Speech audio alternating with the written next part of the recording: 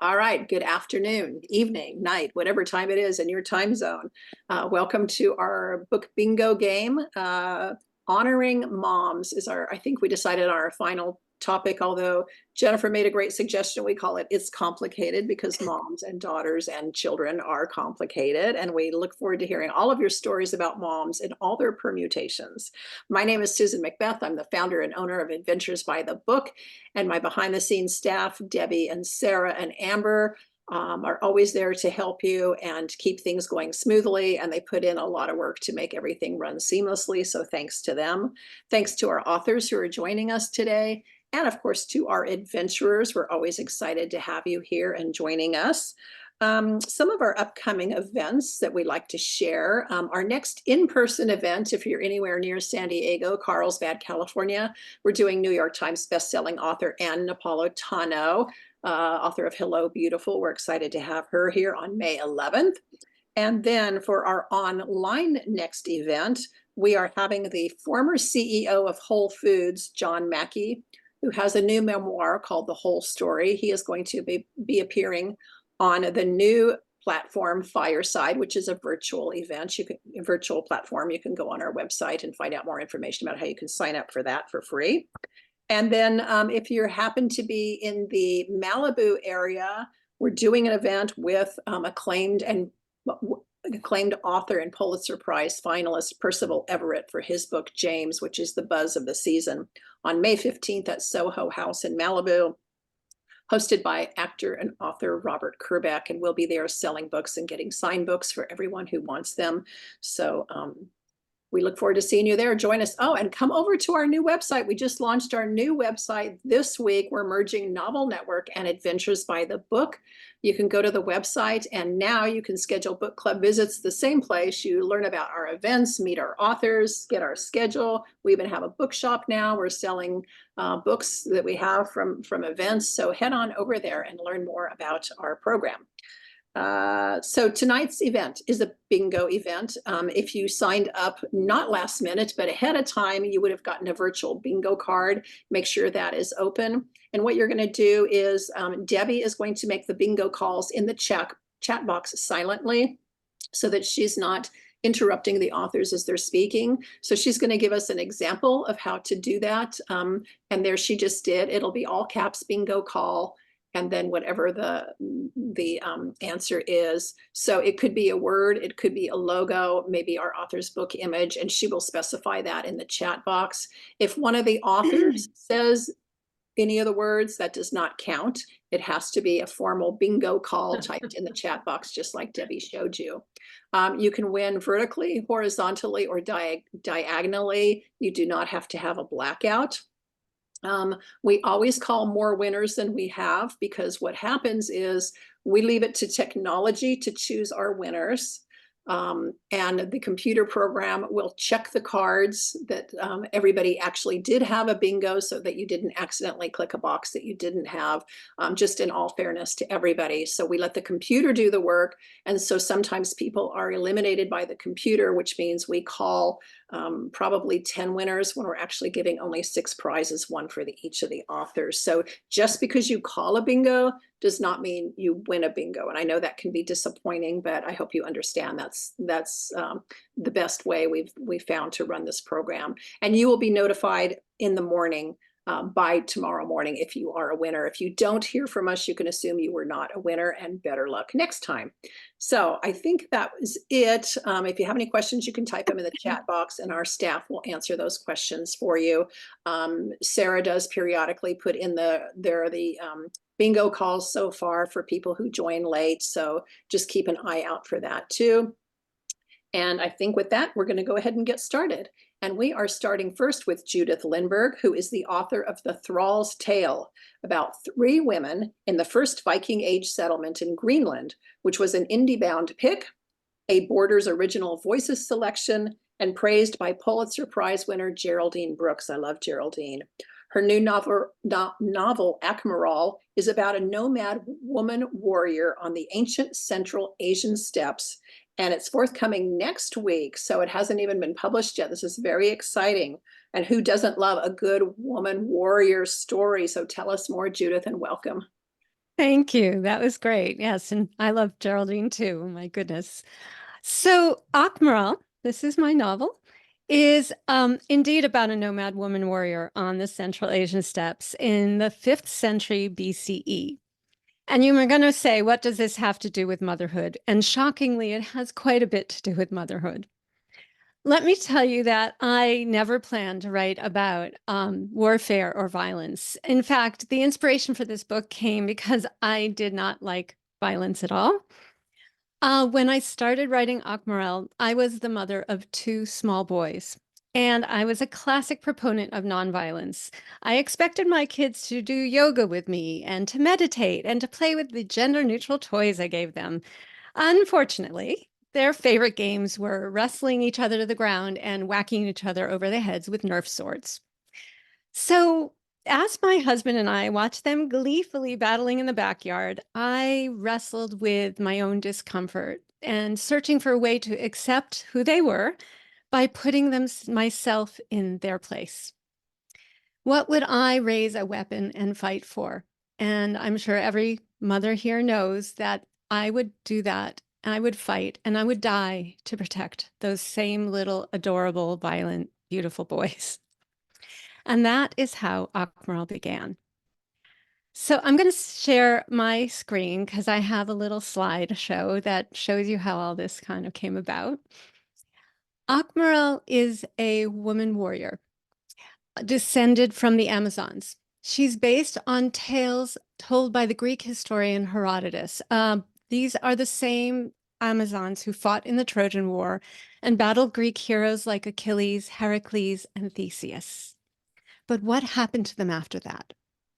According to Herodotus, the defeated Amazons were shipped home across the Black Sea.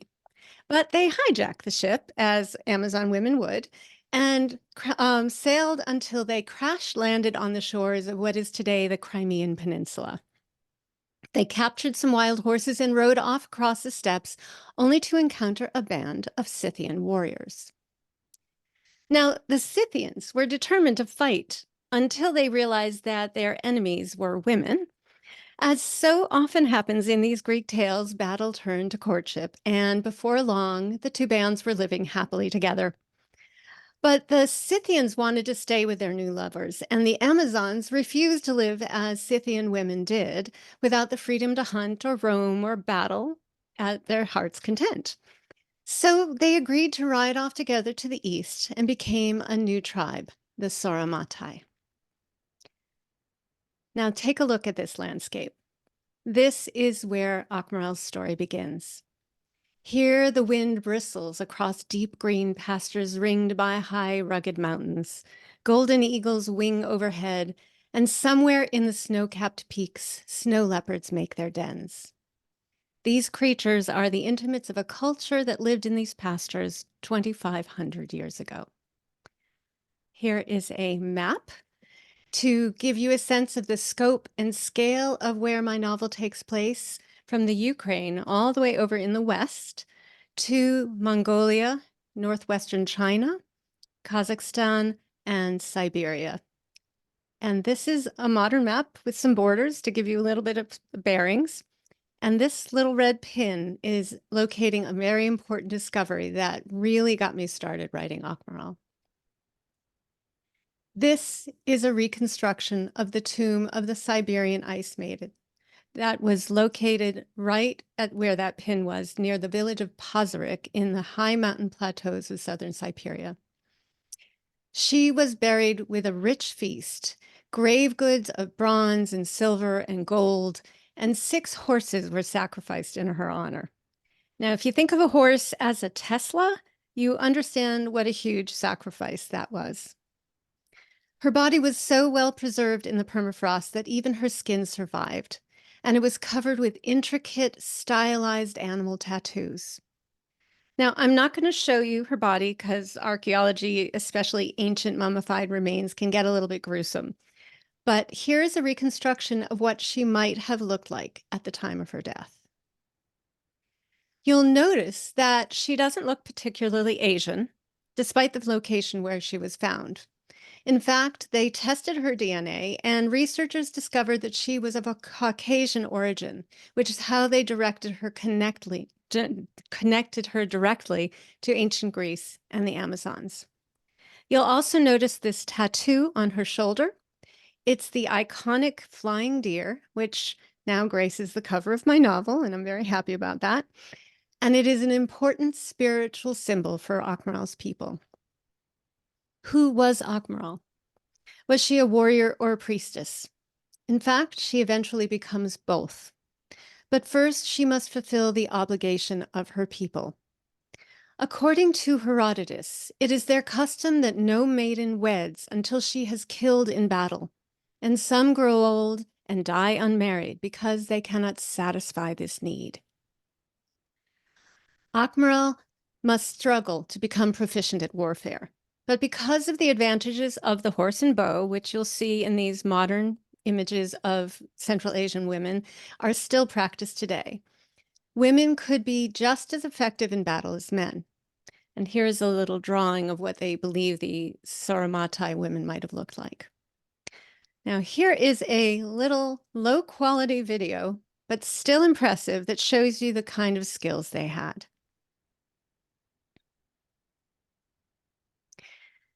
So Akmaral soon develops this kind of extraordinary marksmanship. So much so that she draws the unwanted attentions of another warrior of her clan, a young, hostile man named Erzan, who envies her as much as he desires her. Not long after her first real battle, a group of Scythian warriors attacks their clan. Her people defeat them, and they take 3 as captives. Among them is their leader, Timur. She becomes fascinated with him, but he is an outsider who introduces a vastly different perspective about the role of women to Akmaral's tribe. This is the deep, complicated love story of my novel. Akmaral is about life and death, peace and warfare, enemies and lovers, and what it means to be a powerful woman. It also explores one of the deepest questions of all. What would a woman give to protect her family? I dedicated this book to my mother and to all women who must fight to keep the peace. We women have long been the voice of compassion and suffering in a world that is racked with violence and war. For Akmaral, it is never bloodlust that drives the violent action, but a deeply felt, even maternal obligation to keep her people safe. In her small nomadic band surviving on the vast vulnerable steppes, everyone has to pitch in, whether it's watching the herds or the children, scaring off wild beasts or wild men. Unlike so much historical fiction, my novel isn't about a woman who has to go against the grain to find her strength and power. It's exactly the opposite. A rare moment in history when women were expected by culture and necessity to lead. Akmaral never doubts her rights or her agency.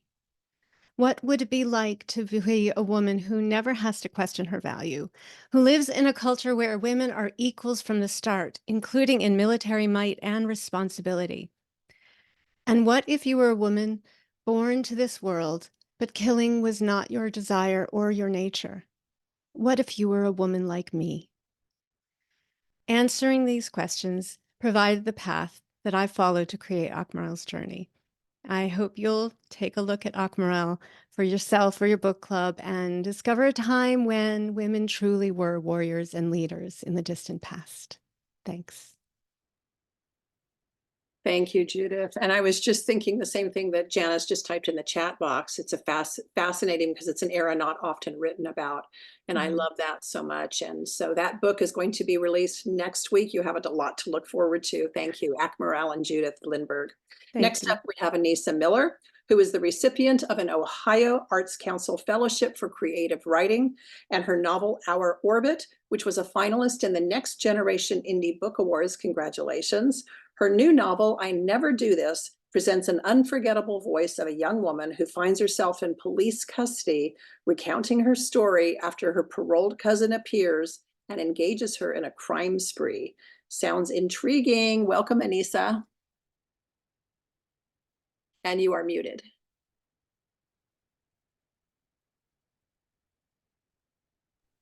Thank you. And I would like to apologize in advance for any sneezing that might occur because it is a high pollen count day today. I am coming to you from Bowling Green, Ohio, which is about 30 miles south of Lake Erie and an hour from the Michigan line. I've lived in the Midwest most of my life, but I've also spent time in California, both Los Angeles, where I attended Occidental College, and the San Francisco Bay Area, where I volunteered full-time for the United Farm Workers Union. I went to graduate school to study Russian literature and spent an academic year in the former Soviet Union. I do speak Russian, but it's a little bit rusty. My latest novel is called I Never Do This. And as mentioned, my novel Our Orbit is coming out in August, both from Sibylline Press, and both are set right here in Ohio. I write about small town, Midwestern white people, and I try to address the social issues that impact their lives. Addictions, tradition and the loss of traditions, new technologies and changing economies, religion and spiritual abuse are some of my themes. Can't all be doom and gloom, however, so I try to bring love, family, nature, and humor into my stories as well. Since we are focusing on mothers, I'd like to tell you a little bit about my parents. They were both born in December of 1919 in small Kansas towns. So they weren't quite out of grammar school when the Great Depression hit, and they were studying for finals in college when Pearl Harbor was bombed. They were members of what's sometimes called the Greatest Generation. They grew up poor, but became the yuppies of their day. My father finished law school on the GI Bill, and my mother became a medical technologist. They delayed having children until their 30s, fairly unheard of for the times, because they wanted to enjoy life. For them, that meant boating and camping, not necessarily what I would pick. Sadly, my mother came down with a cancer and died in her early 50s when I was 16 years old. I needed her more than ever in many ways at that time, as you might imagine. My family history and experience naturally inform my fiction. Poverty and the loss of security, loss of protection are themes that I find cropping up all the time. But getting back to the topic of mothers, I would love to introduce you to the heroine and narrator of my novel, I Never Do This. Her name is Ladine. As the baby of her family, she has always enjoyed a close relationship with her mother. This is especially so because she is a shy and sensitive girl, while her older sisters are more boisterous, defiant types. In the short passage from the early pages of the book that I would like to share, Ladine tells us what happened in her sophomore year of high school when she fell in love with an older boy. She is now 27 years old, looking back. At age 15, I was a pure D ninny. Imagined I was flying with angels rather than having sex per se. There was zero chance I would slam on the brakes, think real careful, back up, and obtain appropriate precautions. The fact that Bernard likewise didn't intercede in that process has always told me he was a little bit swept away too. Yes, that's probably my emotional comfort food, but I believe it regardless. What happened was predictable enough. Within weeks of our first encounter at the Lock and Dam Park, I was pregnant by Bernard O'Brien. I won't belabor the weeks of bewilderment, then the agony of fretting after it dawned on me that I'd been having plain old sex after all, and it had produced its natural consequence. By the time I admitted this stark fact to myself, I was almost 4 months gone. Me and my mama had always been close. Of course, I was nervous, but not altogether wrecked at the prospect of coming clean with her. I knew she was the one to help me figure out the next appropriate step. From my perspective of today, it's embarrassing to confess that in my heart of hearts, I thought me and Bernard would simply get married. Happy ever after. I didn't know how it should all get arranged, but the outcome seemed inevitable in my mind. A stone cold delusion. I waited for my moment when only me and Mama were home, a weekday afternoon. She was having a cigarette in the kitchen. I went and stood in the doorway, and all I said was, "Mama." Real quick, she turned to look at me. I guess my voice alone had said it all. Her eyes got this focused look, and she scanned me up to down. Then her shoulders kind of sagged. She said, "Sweet Jesus, don't tell me." I could see she had figured it out. She asked who had done it. I swore Bernard O'Brien was the only one. I think a shadow crossed her face when she heard the name, but she didn't remark on it. Then she asked, how did he treat me? I understood that she wanted to know, had I consented to the deed? Did he treat me like a girlfriend that he cared about? I admitted to consenting and swore he'd been most kind. Then she wanted to know how many times, which I lied about, shrinking the number of our meetups considerably. But I thought I had to say it was more than once, or else she might not believe I had really consented. I did not want to get Bernard in trouble. Overall, I think Mama got a pretty clear picture of how things came down. I love him with all my heart, I swore, and I know he loves me too. Only then did she cross the kitchen from the back door and give me a hard slap across the face. I would like to mention that I will be at Roebling Books in Covington, Kentucky. I noticed someone is here from Northern Kentucky. Covington is close to Cincinnati. And I will be giving a reading there this Saturday, day after tomorrow. And I will be reading at Fireside Books in Cleveland on the very next day, Sunday. Great. Thank you so much. Spasiba, Anesa. Yes, Ashta. Yeah. And I forgot to mention that we have new Adventures by the Book ambassadors. There's 7 ambassadors that are helping us launch a book club, virtual and in person. They do book reviews for us, and they're really fabulous. I think at least 2 of them are here. Simon, all the way from Edmonton, Alberta, Canada, and he wrote, I can't tell if this was about, I think it was about Akmaral. Amazing novel, historical fiction sometimes takes you way out of your comfort zone, but at the same time exposes you to worlds and times that make you come away with a wealth of knowledge and is so immersive to the setting and time. And that's from his advanced review. And then we also have Dorothy from Broken Arrow, Oklahoma, who is called the Book Whisperer. She writes incredible reviews for us and for others. So I encourage you to visit their websites as well. So next up, we have Zoro. We're glad you're here. Zoro is an internationally renowned rock star, one of the world's most respected and award-winning drummers.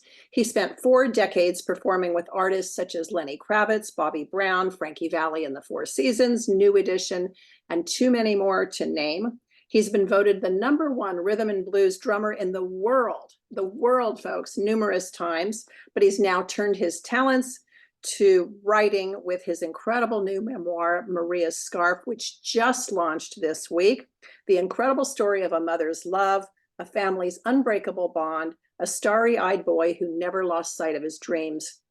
And get out your tissues for this one, folks, because I'm telling you, this story is a tearjerker, and it is absolutely unbelievable. And I mean that with a capital U.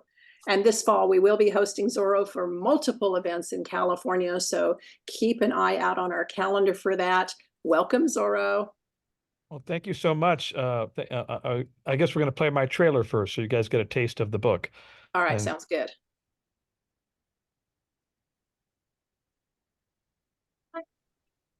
When I was 7 years old, my mother knelt down beside me, tied her orange silk scarf around my neck, and whispered, "One day, my precious son, you will do something phantasmical with your life."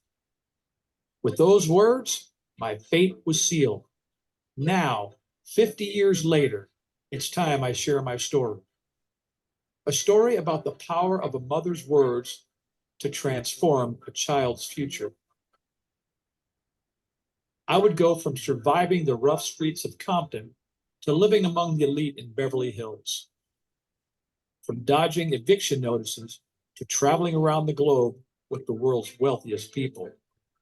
Though I would go on to become a world-renowned drummer, my story is really not about drumming. It's about dreaming and overcoming insurmountable obstacles to make those dreams come true. It's a love story between a mother and a son, an immigrant woman who came from Mexico to the United States to make a better life for her children. A single mother who raised 7 children alone in pursuit of the American dream. It's a story about a family's unbreakable bond and their struggle to survive fatherlessness, economic hardship, and racism.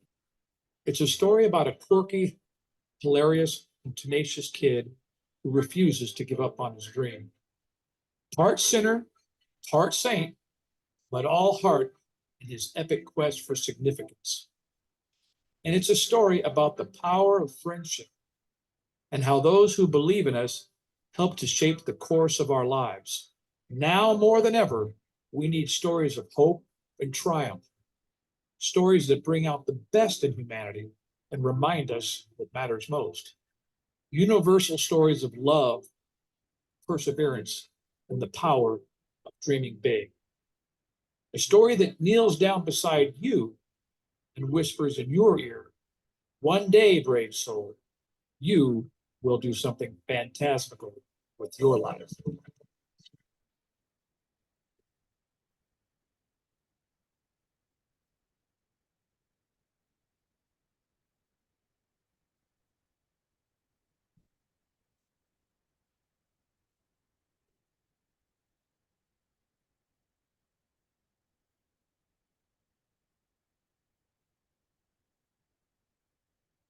Well, there you have it. Could you guys hear me? Oh, good. I wasn't sure if you could hear the music or not that was playing. I didn't hear the music on my side, but that's fine. Well, that gives you a little sample of what the story is about. I have been working on this story. I've been writing it for about the past 15 years. And in that time, I've read over 300 books on the art of writing memoir. And I read many, many memoirs to learn how to write my story. But I've actually been writing it for 50 years because I started a diary at the age of 10 that I kept writing in all the way through my 20s. So there are many diary entries in the memoir from my 10-year-old self, 14, 16, and up into my 20s. I never wrote a diary thinking I'm going to write a memoir about my life one day. But I've always wanted to tell this story because my true life story is like Forrest Gump. All the things that happened to Forrest Gump should have never happened. Once we lived in a car. We lived in a white 1962 Chevy Nova for a period of time that I dubbed the White House. I used to call it the White House. I said, it's time to go back to the White House. And, 50 years later, I was honored at the White House. So all these things that happened in my life were not supposed to happen, but I had this incredible mother who had this irrepressible love and this deep heart. I say something at the end of the book, and I really meant it, that I have never met somebody more soulful than my mother. She had the most soul of any woman I've ever known. And she filled my head with wild imaginings that I could do incredible things despite the circumstances and despite the odds that we were living against. And so she just made me believe that I could do it. And what I would learn later in life, because we grew up in South Central LA and Compton in a really rough neighborhood. Then we moved from there to Grants Pass, Oregon, which was like leaving the set of Sanford and Son, and then moving to the set of the Waltons. If you're in and around my age, you know what those references are. And man, we experienced extreme racism up there, and that's where life got even tougher than Compton. But all the while, my mother held herself with dignity and honor and respect, and she had this incredible ability to inspire and this joyous spirit about her. But later I would learn that she was the daughter of a Supreme Court justice in Mexico, and that she came from an aristocratic family that had dinners with people like President Truman and all the stars in Mexico. And so it was hard for me to imagine that as anyone's life, the way we grew up. My father abandoned me when I was 6 months old. The only thing he left me by accident, was a pair of his bongos. My father was a drummer, so I think it's a bit of prophetic, poetic justice that I would become a drummer with the one thing he left behind. He didn't leave any love behind. And but I spent my whole childhood trying to win his affections and his approval by sending letters to him through my grandmother, but he never responded. So basically, all the hurt and rejection that I experienced growing up was a combination of rejection, abandonment, poverty, racism, bullying. But all that stuff shaped me into a person who became very passionate. And I think those who perform with me and play with me, they always tell me, you play with so much fire and passion. And I know where it comes from. It comes from the adversity of my life. It comes from the hardship. It comes from the fact that I'm half Mexican and half Irish, and those are fiery people. But my mother had passion, and she used songs to send me in these wild dreams. She used to love to put on any song where the lyrics would make you believe you could do something great, like High Hopes by Frank Sinatra or Young at Heart. So she lived her life through songs, and it was amazing that the lyrics of those songs really got me to believing I could do those things. And I began collecting motivational quotes, and since I was little, I've been collecting them. And I skipped school more than anyone in the history of the U.S. I mean, I had truant officers coming over regularly to try to pick me up like I was a loose hound. But all the meanwhile, I subscribed to the Mark Twain quote that was attributed to him that said, "I never let schooling interfere with my education." So I was always dreaming about the things I wanted to do, and those school was in the way. I at one point thought I was going to be the world's greatest chicken farmer, and I started off with 2 little chickens. And I began growing more and more chickens, and this is what I thought I was going to do until my Saint Bernard got loose and killed all the chickens, and that ended my chicken empire all in one day, and that led me to music.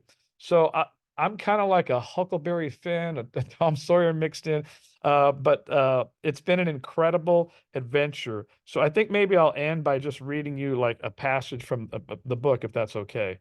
My story has so many unbelievable twists and turns, you won't believe it. We're working on turning it into a movie and a Netflix series and all of those things. But I had to, my whole story of my life is an overcoming story. But the story of the book coming to life is a continuation of that overcoming theme. It was rejected over 100 times in the 15 years since I first started pitching it. And finally, Blackstone Publishing loved it, and they've been the most incredible publisher. And the book is just stunningly beautiful. And they did everything that I wanted them to do. So it's a gorgeous book. But more importantly than what it looks like outwardly, the book has a lot of heart. So I'm going to read you my prologue. Every dream begins with a dreamer. Always remember, you have within you the strength, the patience, and the passion to reach for the stars, to change the world. It's a quote. Maria was my mother, and the scarf around my neck was hers. Here is the story behind it. I remember the day before my second grade school pictures were to be taken, when I asked if I could wear her orange scarf. She tried to dissuade me, certain that my classmates would make fun of me. I persisted. She relented. The next morning, she knelt down to tie the scarf around my neck and whispered something in my ear that I will never forget, something that would change the trajectory of my life. She had been the daughter of a Supreme Court justice in Mexico City. Their house was graced with diplomats, aristocrats, politicians, and a steady flow of people from the film industry, producers and directors, actors and actresses. Mesmerized by the magic of the movies, my mother dreamed of becoming a star on the silver screen, and she was on the road to becoming one. As fate would have it, though, her dream was shattered by a sudden reversal of her family's fortunes. So she left her dream behind in Mexico and immigrated to America. There she dedicated herself instead to nurturing the dreams of her children. She was a woman, a single mother, now with 7 children, and she was a Mexican immigrant. You can imagine how hard that was, but she had an indomitable spirit. She saw America as an adventure, like when the 8 of us piled onto a city bus destined for the beach. Afterward, we'd shower the sand off and change clothes for a trip to the Grand Crest Theater. And it was grand indeed, built during Hollywood's golden era. Sinking into the plush seats, we'd watch as larger-than-life characters flickered across the screen and found their way into our imaginations. When the movie was over, we'd take up a row of spinning stools at the diner, where my mother would order a couple of grilled cheese sandwiches and a chocolate malt to be split between us. She had a phonograph, and music always filled whatever tenement we were living in. Albums of Frank Sinatra, Elvis, and music from her beloved homeland formed much of the soundtrack of our lives. We all danced, not just with her, but with each other. I've always loved a good story, especially one where the underdog goes on to victory. I was that underdog, and I found great hope in those stories, which helped to fuel my dreams. Given the difficult circumstances of my childhood, however, it would have been easy to give up, but I discovered a voice that was superior to circumstance. It was my mother's voice. Maria's scarf tells how I followed that voice through the darkness and into the light. In a world filled with turmoil and despair, finding significance can seem impossible, pointless even. This book is a ticket to a phantasmical excursion that I hope will lift your spirits, inspire you to reach for the stars, and remind you that even in the face of great travails, we must never abandon hope. As a young boy, I took my name from a masked hero. My life story is about the hero that lives in all of us, a hero with the power to dream, believe, and overcome. You have a stage waiting for you to command, but there are obstacles you'll need to conquer before you can take your place on it. These pages can revive your resolve to fight through them. Dreams are important, and I was rescued by mine. This memoir is yet another dream come true, and I poured my heart and soul into every word. My true life tale is filled with twists and turns, trauma and triumph, love and hate, adventures and misadventures, and great acts of sacrifice. It is a story for both the young and the old, the sinner and the saint, the dreamer and the schemer. I was blessed to live it. I hope it blesses you to read it. Thank you so much. Powerful. You're going to love this book, and we appreciate your being here today. I just want to remind everybody that we do have signed copies of Maria's scarf. We have copies of all our authors' books available on our website, adventuresbythebook.com. You can go to the event for today or to the bookshop, and you can find books either way. I also was remiss in mentioning earlier that Janice Daly Robinson is another one of our ambassadors, and she's in the audience today. She's also an author, so thanks for being here, Janice. Zoro, this was incredible. Thank you so much for joining us today. And Thank you so much. Love reading your book, and Maria's looking down on us, I know. Thank you so much. God bless you guys all. I have to run. I'm at a conference, but it's wonderful to see your faces, and I love all what you guys are doing. You're the true writers of the world that inspire me. I just was trying to learn how to be like you. Thank you. Have a good conference. Okay, God bless. Bye-bye. Next up, we have Karen E. Osborne, who has been writing since the age of 12 and making up stories as long as she can remember. She's the author of True Grace, and her featured novel today, Reckonings, which follows a harried mom and writer who is juggling a job she hates, 3 young children, a 4th who is pregnant, and an unhappy husband when a dangerous man from the past appears. We love a good page turner full of secrets and retribution. Welcome, Karen. And for those of you who want to travel to wine country or happen to be in the area, on September 15th, she's going to be one of our featured authors at our Reading Between the Vines series at Hook and Ladder Winery in Sonoma, California. Welcome, Karen. Thank you so much. I'm delighted to be here and among such excellent writers and stories. I haven't heard yours yet, Jennifer or Amy, but I know it's going to be awesome. And I want to wish Happy Mother's Day to everybody that's out there, the moms, the grandmas, the aunties, the friends who step in to be moms. I know we're about a week away, but happy Mother's Day. I had a very fraught relationship with my mother, more than complicated. It was fraught. And I write in all four of my novels. I have 4 novels out, and all 4 of them, mothers play a big role in the stories. And also my own experiences as how I became a mother plays a big role in my stories. So this was the early 70s, and this was during zero population growth. Feminists were zero population growth, and there's too many people, and you can't keep having babies. You need to adopt. So we had our son the old-fashioned way, and then because some 400, at least today, I don't know what the numbers were then, but today 400,000 children on any given day are in foster care in America. 400,000. 62,000 never get a forever home, and they age out of the system, and bad things happen to them. A disproportionate number of the children in foster care are Black and brown. And if you're older than an infant, your chances of, and if you're Black and brown and older than an infant, your chances of getting adopted are very small. So Bob and I decided that we would adopt, and we would adopt a little girl, anybody from 1 to 3. We picked a girl because Osborne men only make boys. So the next baby I knew would be another boy. So we said that we would adopt a little girl. And we did all the paperwork, and they came and visited us and the house and everything. And we get a message saying that they have a little girl available, that she's 2 years old, that she's already been in 3 homes, and we could come see her.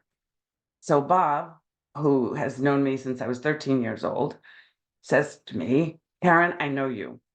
We're going to meet this little girl, and you're going to say, you're going to just want to take her home. But we have to think about our son. If she's so damaged, 3 homes already, if she is so damaged that she will take everything that we have to get her well, and then we'd neglect our son, that wouldn't be good, right? So we're going to see her, and we're going to take a breath, because they have other children to show us to." Absolutely. Sure. We go down, they show us this tiny little girl. She's only 20 pounds. She's 2 years old. She's skin and bones. Her hair is, it wasn't gray, but not gray like mine, but it was hinged, from like lack of nutrition. She had eczema. The social worker is sitting over here. Bob is sitting over here. And the social worker who's arranging the adoption says, "Don't worry, Mrs. Osborne. We'll find you a prettier child."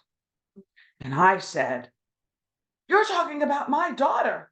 You're talking about my child." And Bob says, "Whoa, you're great, baby. We're going to take her home." So Bob says, "Okay, if she can smile, then you're right." So we take this little girl across the street to the playground, and she heads for the big kid slide, the one we don't let our 3-year-old even look at. And I'm standing on the side like this, and Bob's at the foot of it, and she climbs up to the top. She throws out her arms, and she says, "Catch!" And she slides into Bob's arms. And he says, "You're right. She's ours." So we made our first one, we adopted our second one, and we have a bonus child as well, who, as life goes on, people come into your life that need you, and what do? You step up. And so that there's so many ways to be a mother, permeates my books. And the one that I want to talk to you about today is Reckonings. And you heard Susan say a little bit about it. Roxy is 36 years old, and she is unhappy. She has 4 children, 2 rescue dogs. They live in a cramped 2-bedroom apartment, 1 bath, 2 bedrooms, and all 6 people and the dogs. Max, her son, sleeps in the living room.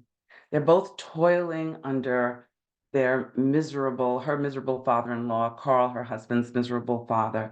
And they're just old and they're tired at 36. In addition, Jewel, her daughter, who's 17, is pregnant. And she won't tell her parents how she got pregnant, and she's decided to give the baby up for adoption.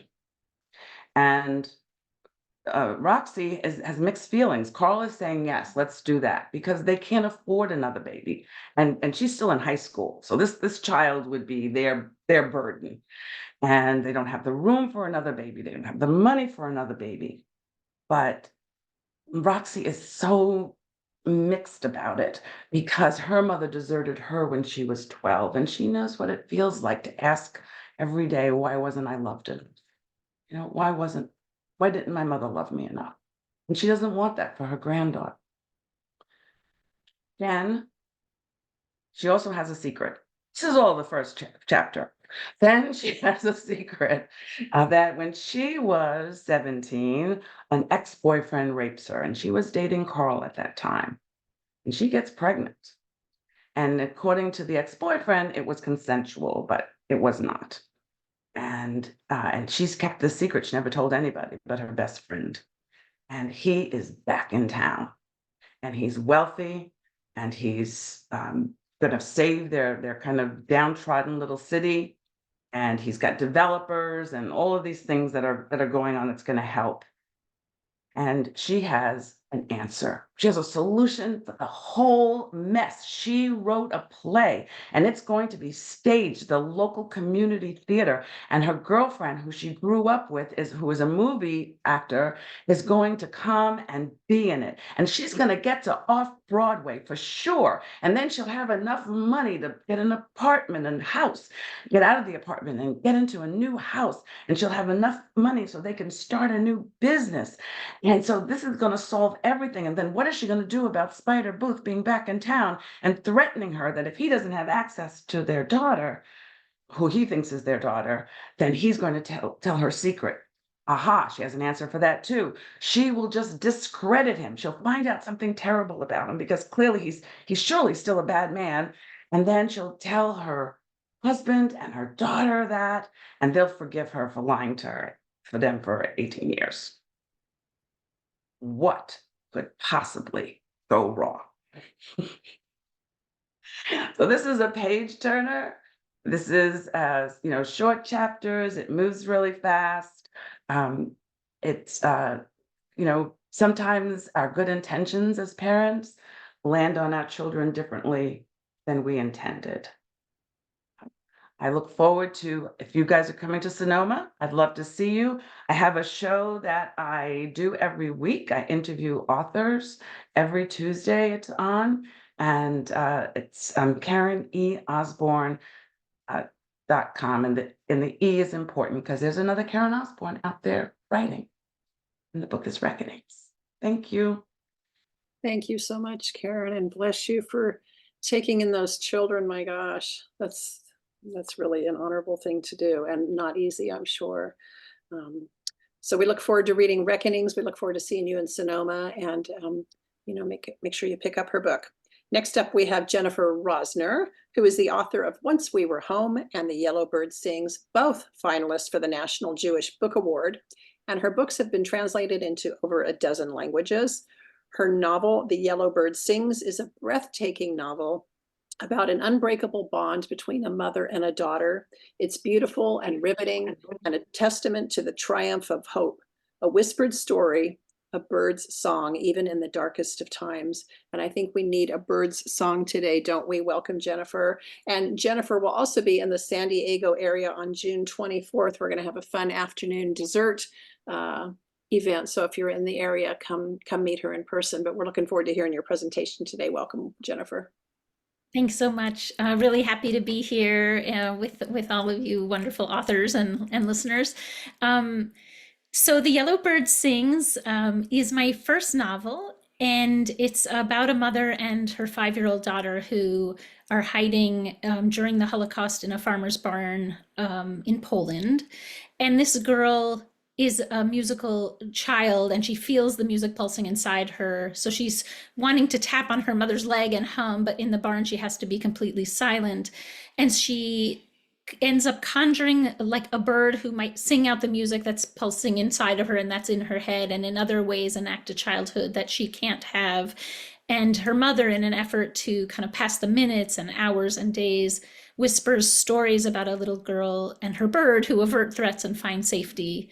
And meanwhile, outside the barn, there really are these terrible threats of, Nazi soldiers, but also, the farmers' children are trying to get in the barn. There are neighbors who would denounce, a Jew for a bag of sugar, and all these things happening. And as the dangers mount over the course of months, the mom is forced to make a choice about whether, to try to move them together to a different spot for safety, or whether to split them up and hope to find each other again.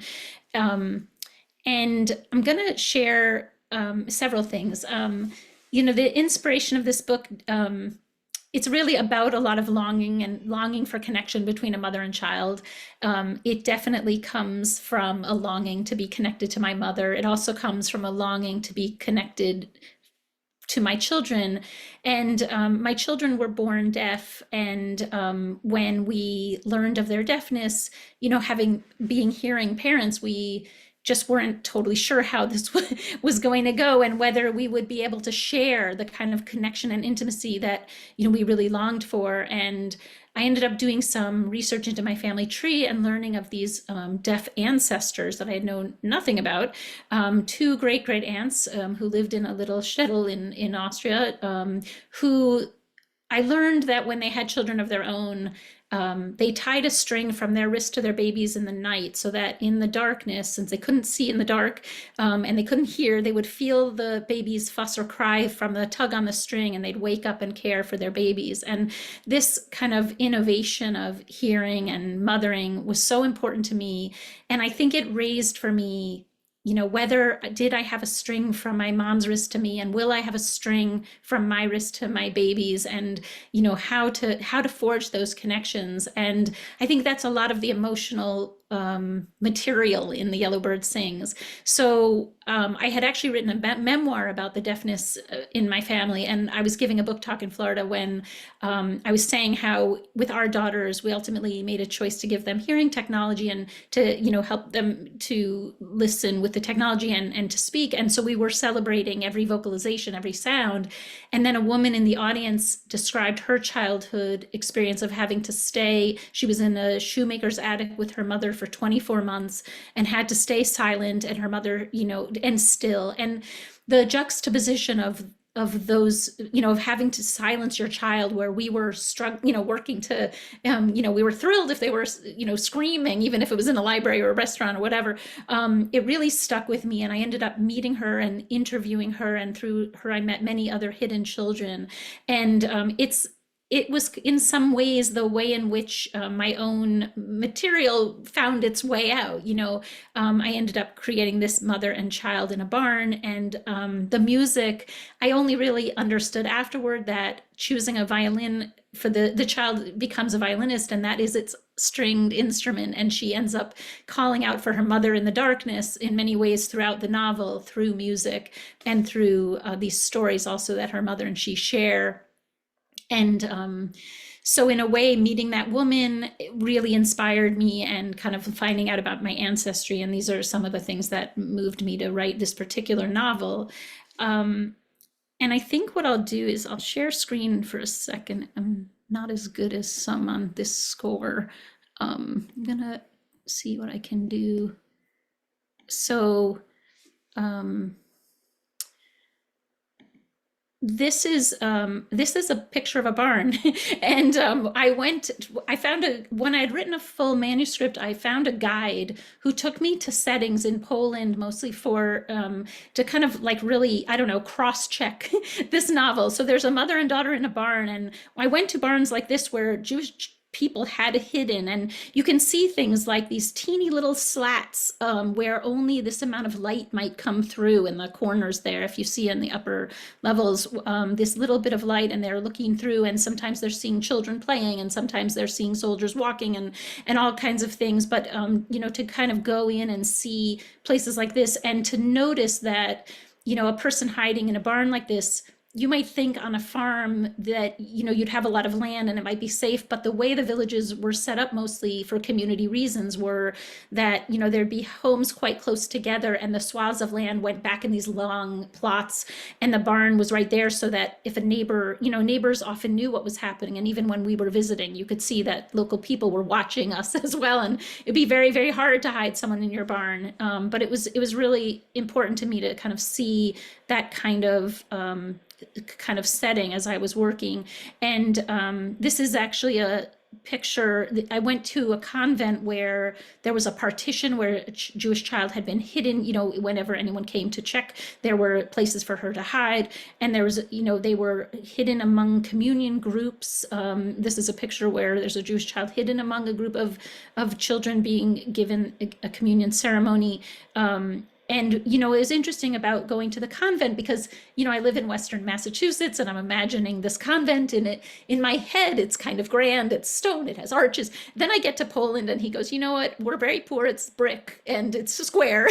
And, you know, but I got to understand that, you know, what does it sound like when your feet hit along the stone and you walk in and there's the wafting of mushroom soup and all these little sensory details that bring so much richness to your novel. Like going on the ground and traveling was super important.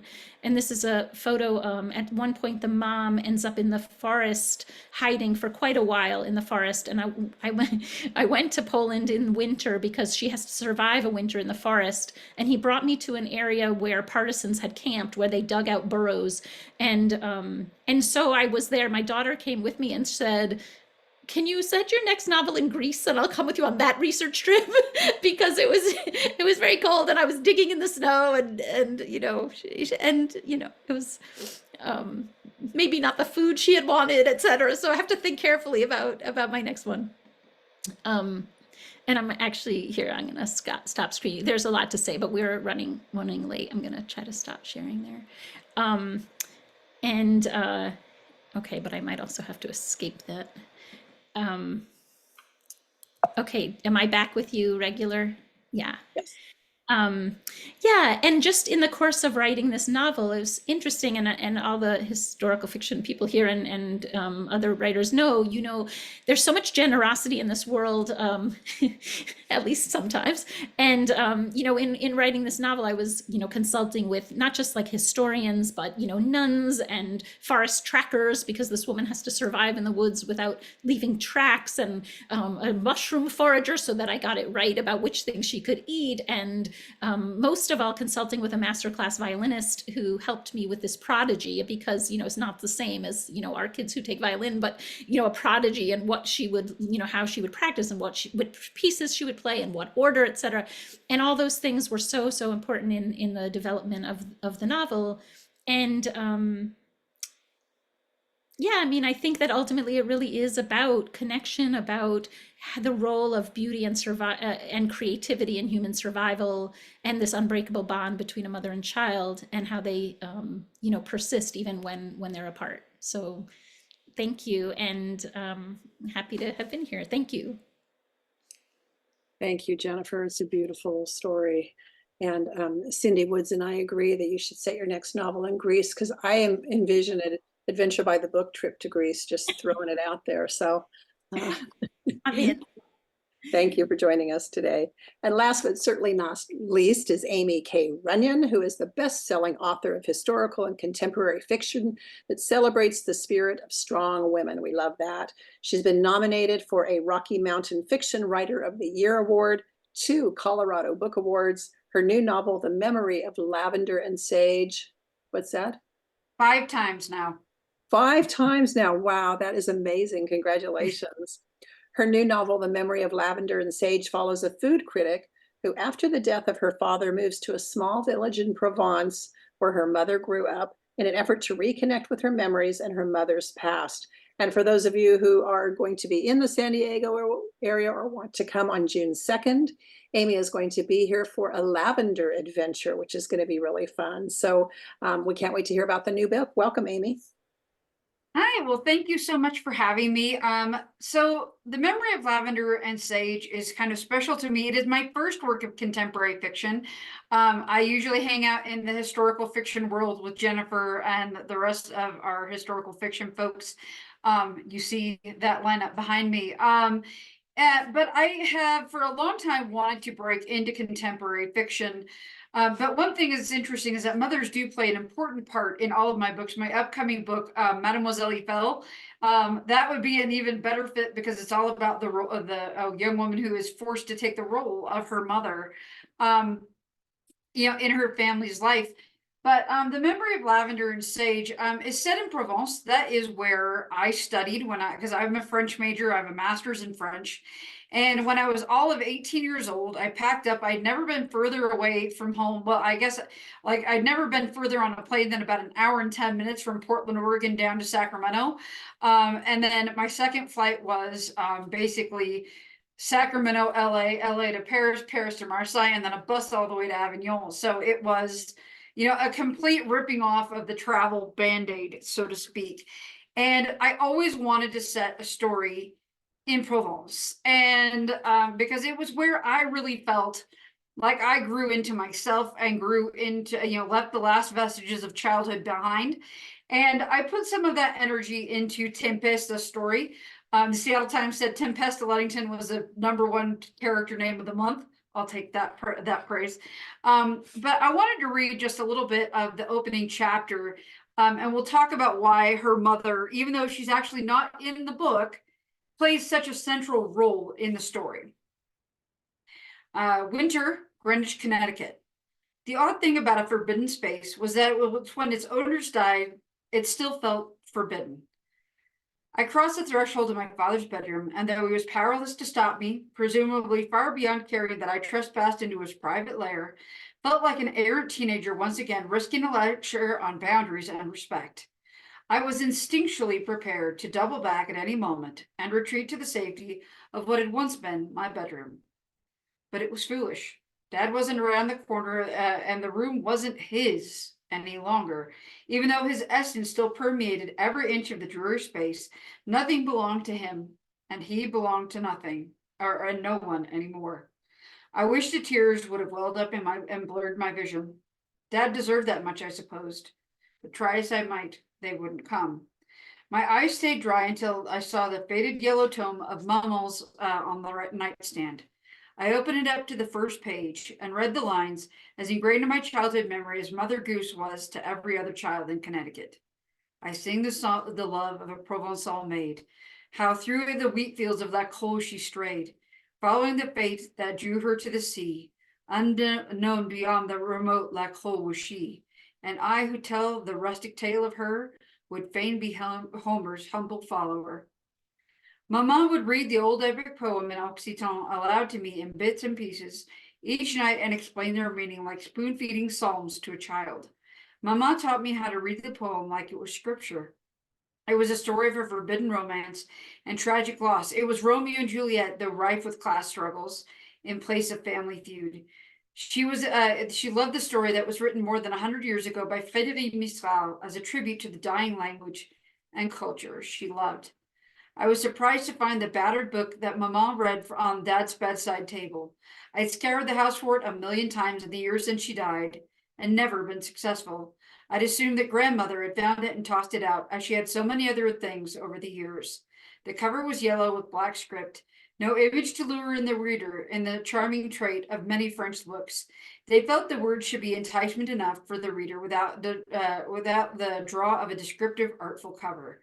I had loved the rough decollage pages and neat stanzas printed on thick cream paper, Occitan on the left with the French translation on the right. It felt like a secret code shared between mother and daughter. And I actually, one of the things I always wanted to do was to incorporate the story of Vincent Mirail in a poem, and I bought this when I was in Provence with the decollete pages and the neat stanzas and the whole thing.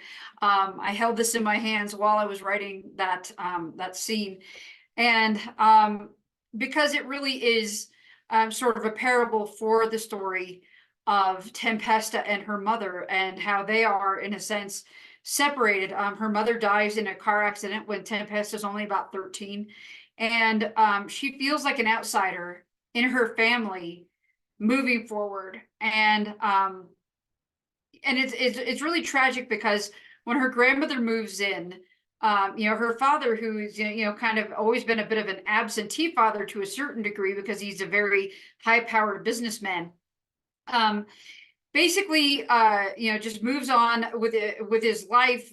But his mother comes in and goes out of her way to make her oldest granddaughter feel extremely unwelcome, and to coddle her brother. And the sad part about that is that she for the most tender part of her life, her adolescence, she feels like the square peg in the round hole, day in and day out, and actively unwelcome. So when her father dies, also a bit too young, he's only in his late 50s and she's 28. When they read the will aloud, everything is left to her younger brother, and she's not surprised, but she has left a small remembrance from her mother. And we won't go into the details of a few of the other reasons. It's based around the food critic part of her life. She decides that that New York is no longer home, and she's going to go ahead and search for a new life in Saint-Colombe, which is the village where her mother grew up. And her mother had a strong tie to Provence and her childhood. I've got some visuals for you. Oh, good. Okay. I'm not used to sharing PowerPoint, so you'll forgive me if I don't do a good job. But let's see. I think I can do start show, and I've got to figure out where that is. Slideshow. There we are. Okay, so well, I'm going to go a little bit out of order here. So this is Saint-Colombe. This is actually Moustier-Saint-Marie, and it is a fictional village that is based on two actual villages in France. Moustier-Saint-Marie is what I envision Saint-Colombe could become, as bustling, healthy tourist town, even though it is very remote. And you can't really access it by anything other than a car, which means that tourists who are relying on trains really can't access it. There might be some bus service, but it does fine, because it's this beautiful gem of a village that Frederic Mistral, who is the great champion of Provençal language and culture, had loved this place.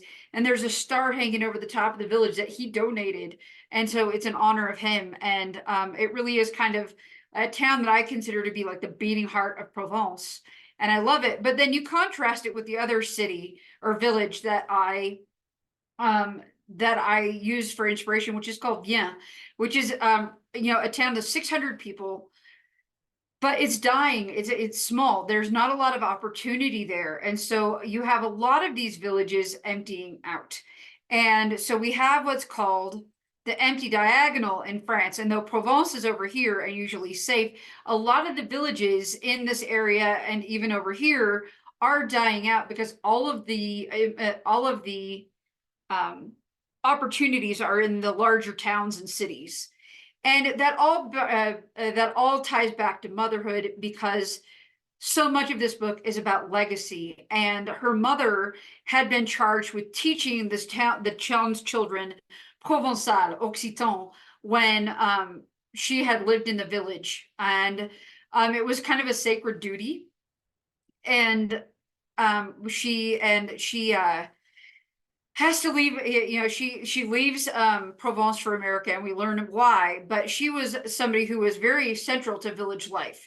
And so when Tempesta emerges back comes back to this village and looking so much like her mother, it's really like a ghost has reappeared in the town, and she's met with a certain level of resentment, and she has to peel back the layers to figure out why so many people in the town are aghast by her reappearance. And this is the Laxon.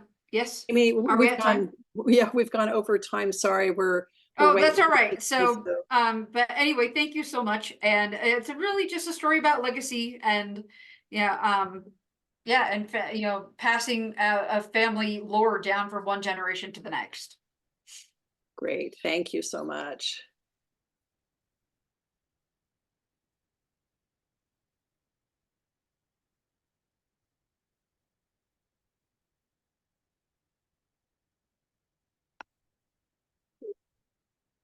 And if you want to stop the screen share, we can close out.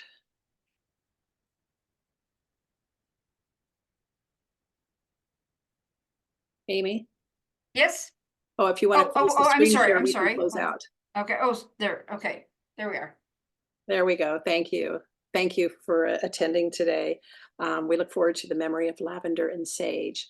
So as a reminder, everyone can purchase books to support these authors on our website, adventuresbythebook.com. Sarah's been posting in the links as we've gone through the event, so you can just check that out in the chat box. You can see some of our upcoming events with our featured authors as well. Our next book bingo is going to be on July 11th in partnership with the Amory Area, Wisconsin Public Library, and we've worked with them before. They selected a theme of adventure, so that's perfect for Adventures by the Book. We're going to have a fun time then. We'll get that up on our website shortly. Probably next week sometime. We also are starting our first ever Adventures by the Book book club. There will be in-person and virtual experiences. The first one is a virtual event on June 5th, hosted by some of our ambassadors, and we're looking forward to that with, I think it's Simon and Jennifer and Dorothy that are going to be hosting that with Katie, with Janie Chang and Kate Quinn. It's going to be amazing about their joint book, The Phoenix Crown. That's free, so sign up on our website. I do want to thank all of our authors today for appearing and talking about their moms. It's a happy Mother's Day to everyone. I hope it's a happy Mother's Day. I know that there are complicated relationships we have with our mothers, but it's a day to celebrate nonetheless, because that's why we're all here, because of our mothers. We want to thank all of our adventurers for attending. You guys are the best and so supportive, and we're grateful every day for you. We're happy to see your smiling names and faces in the audience when we do our events, so thank you. And thanks to our staff, Debbie, Amber, and Sarah behind the scenes for everything they do to run everything smoothly. And thanks to our ambassadors for your support. So happy Mother's Day, everyone. Happy weekend and happy reading. Thanks and have a good night.